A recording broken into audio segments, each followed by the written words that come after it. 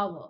What do you think from your experience you can help them right now, that 3 things that they can keep in mind that can help them just listen to their voice while they are growing up?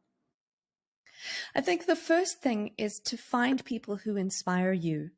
I wish that earlier in my life there had been role models who I could believe in. I wish there were powerful female who stood up on stage and said, it's okay to be you. It's okay to be a woman. It's okay to be who you are.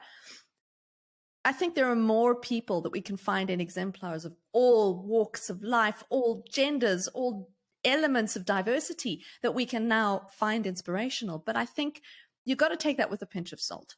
They say never meet your heroes. And part of that is because we're all human.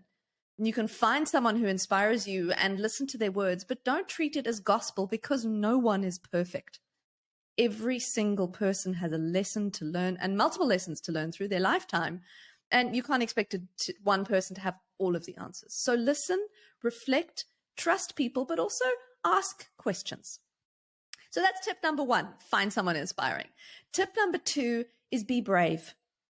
It's so easy to get to the later years and just be too afraid to try something new or to take an initiative or to apply for something. And quite honestly, you have to start doing the things that scare you early in your life. There is a beautiful quote by a woman called Ruth Gordon, and it says, "Courage, like a muscle, is strengthened by use."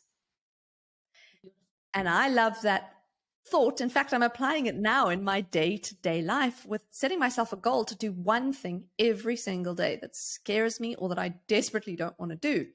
Because what happens is that over time, you build up resilience.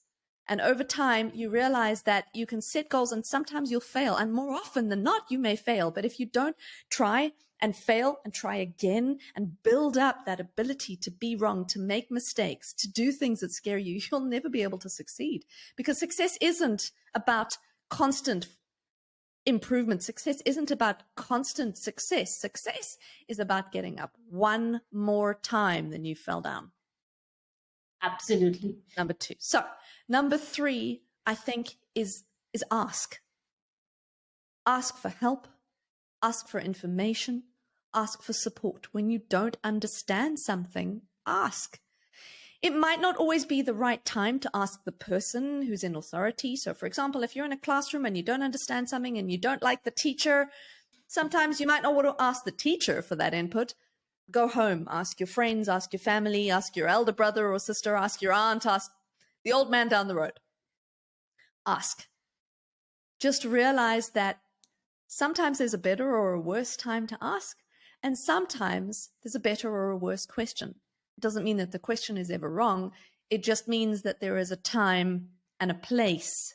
And just because you asked the question and someone didn't give you the answer you expected, that doesn't mean you should stop asking that question.